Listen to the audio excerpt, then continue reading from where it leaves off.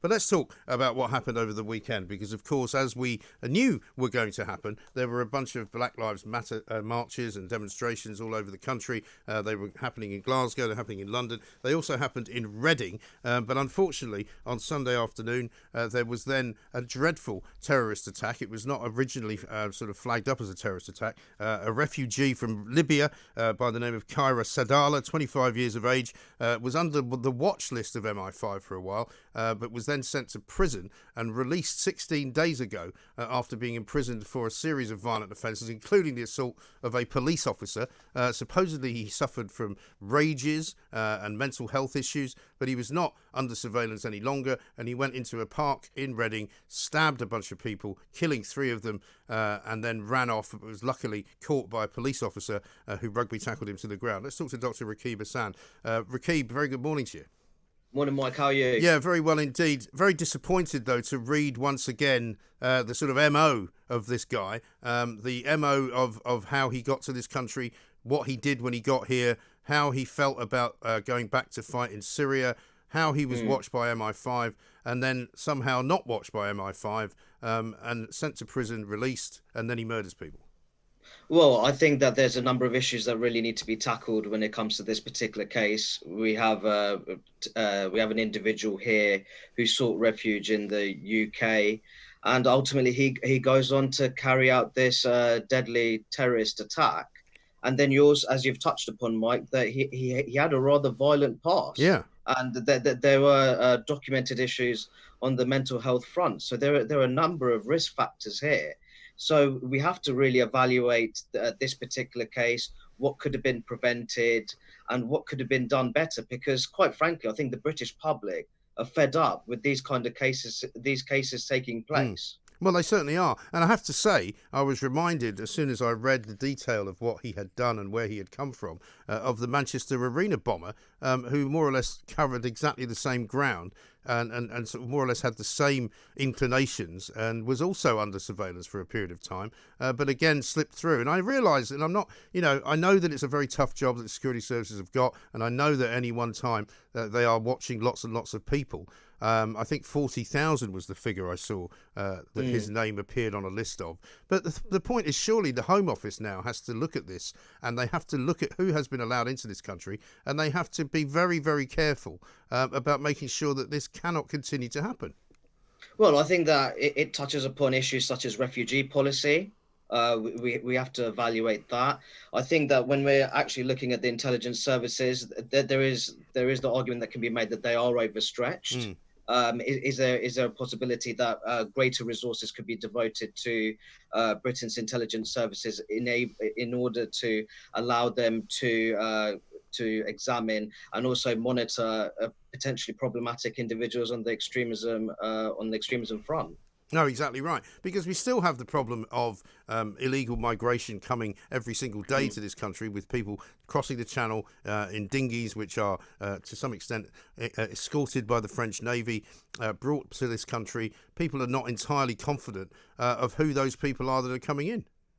Well, I think that the Home Secretary in particular is much food for thoughts, really. After this deadly terrorist incident, I think that, as I said, I would make the point that perhaps this country's altruism is, in some ways, is holding it back when it comes to these kind of issues. And I think also this also raises discussions over freedom to deport individuals who commit crimes on British soil. So that obviously touches upon discussions on human rights. Yeah. Is there a great deal of human rights overreach which restricts the government in terms of being able to prioritise national security and public safety of local communities? Well, I think all of these discussions need to be had in a robust and open manner, Mike. Yeah, I absolutely agree. And with Priti Patel at the helm of the Home Office, we know that there were civil service problems. We know that we are still waiting to see what happens when the former top civil service that the Home Office takes Priti Patel and the government to task in an employment tribunal case where he claims that he was bullied,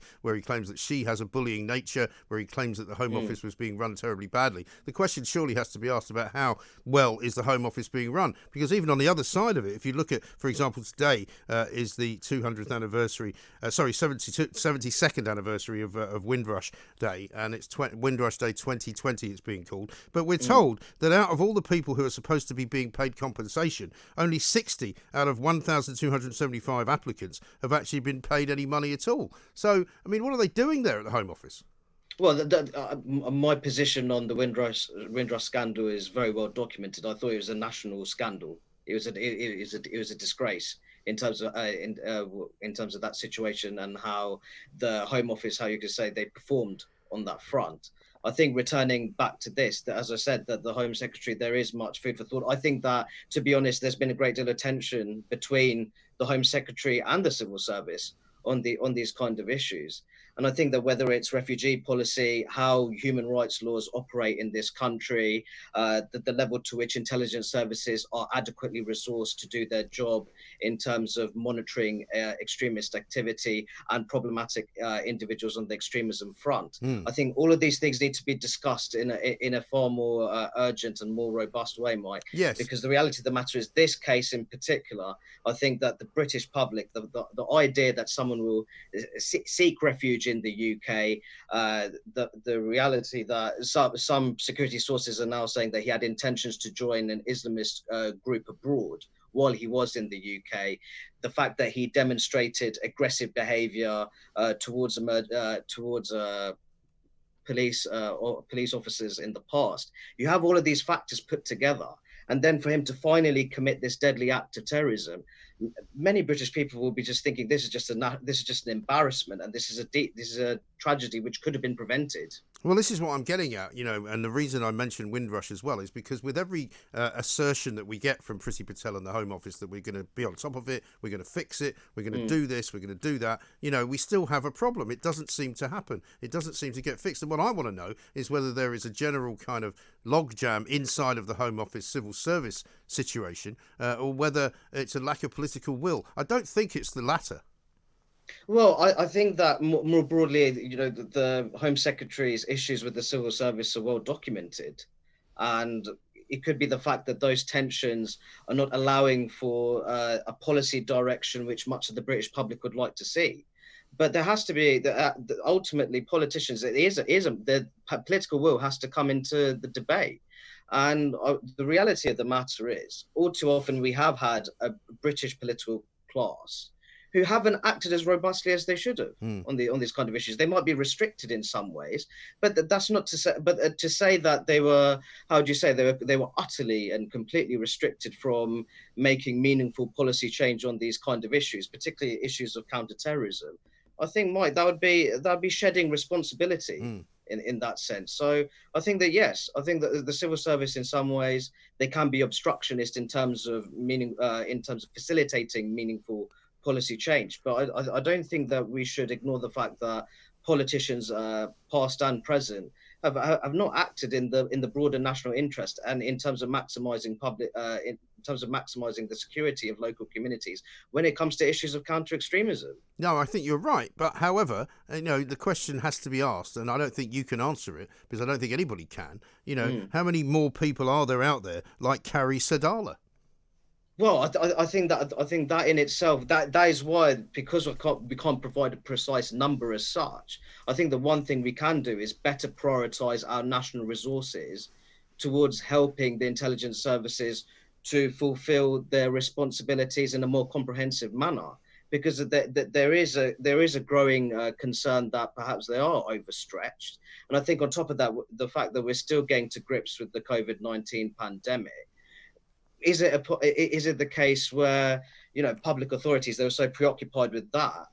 Does that mean that the country is more vulnerable to the terrorism threat? Because some people will think that's the case. And as we know, the COVID-19 pandemic, there are extremists who are looking to exploit the pandemic in order to carry out acts of terror.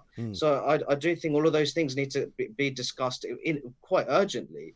in light of the tragic events which took place in Forbury Gardens in Reading. Yes, exactly right. Dr. Rakib Ehsan, thank you very much indeed. He's from the Centre on Radicalisation and Terrorism at the Henry Jackson Society.